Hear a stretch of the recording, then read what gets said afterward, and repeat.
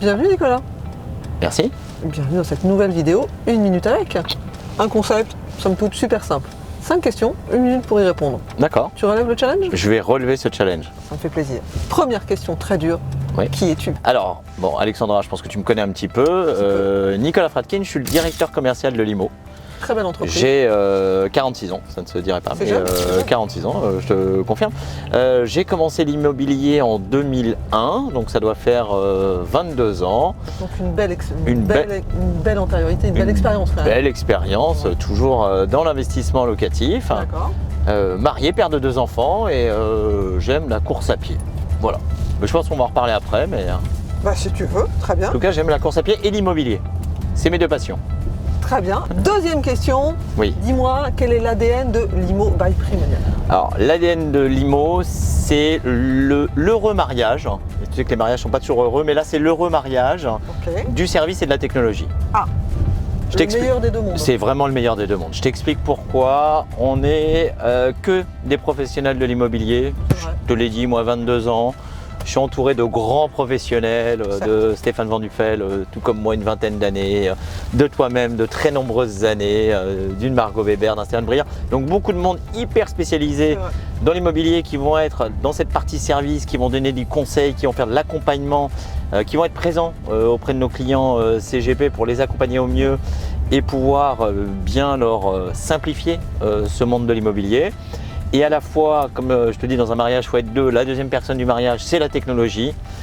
Une technologie de pointe avec une fraîcheur de stock, avec une actualisation, avec des outils qui sont hyper novateurs, qui vont vraiment tous aller dans le sens du business et de faciliter les ventes pour nos clients. D'accord. Le service et la technologie. Le service et la technologie. Toujours le meilleur des deux mondes. La qualité comme ADN. Exactement. Formidable. C'est comme un humain, il faut marcher sur 2 jambes. Les 2 jambes, c'est... technologie et service. Formidable réponse. Troisième question. Question plus macro. C'est quoi ta vision du marché aujourd'hui? Alors, la vision du marché, ça c'est une bonne question, Alex. Pourquoi c'est une bonne question, si tu veux? Parce que tout le monde se lance dans des analyses. On vit un changement du prisme de l'immobilier de manière un peu globale parce que comme ça fait longtemps qu'on vend de l'immobilier, on a toujours connu de la baisse des taux, on a toujours connu des augmentations de prix, on a toujours connu des ventes en accélération.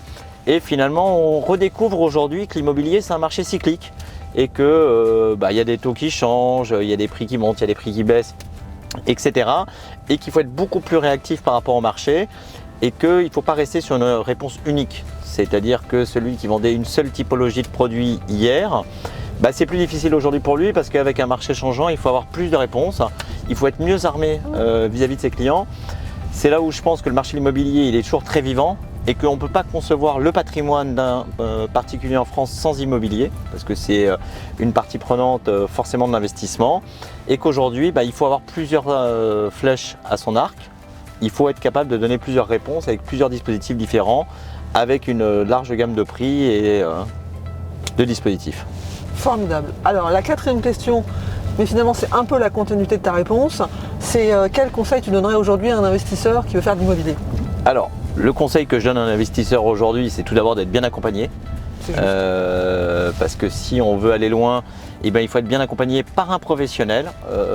C'est donc pas forcément d'aller regarder une vidéo comme celle-là ou une vidéo sur YouTube pour aller trouver des solutions. C'est d'avoir un conseiller en gestion de patrimoine qui va vous aiguiller, qui va regarder l'intégralité de votre patrimoine, qui va aussi bien appréhender quels sont vos objectifs de vie, vos objectifs patrimoniaux, parce que surtout aujourd'hui, la vie est changeante, on change de métier, on change de région, etc. Donc c'est bien de comprendre cette globalité et d'avoir une réponse personnalisée. Il n'y a pas un bon investissement, il n'y a pas un bon dispositif, il n'y a pas une bonne ville, il y a une bonne solution pour chaque investisseur. Et le but, c'est que justement, vous travaillez avec des CGP qui notamment vont travailler avec l'IMO. Et comme ça, ils vont avoir une multitude de solutions à donner en fonction de vos différents objectifs de vie. Formidable. 5e et dernière question. Oui. Ton dernier kiff et ton prochain kiff? Alors, mon dernier kiff, c'est un très bon restaurant que je vous conseille, qui est rue de Surcouf dans le 7e, qui s'appelle David Toutain. Du nom du chef, qui est exceptionnel, qui est à mon avis... Et on mange quoi là-bas? On mange une cuisine française très revisitée, de très grande qualité, avec un chef très novateur qui sort un petit peu du cadre habituel.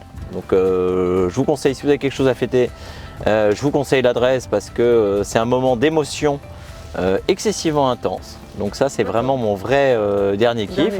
Et ton prochain kiff? Et mon prochain kiff, je vais courir le marathon.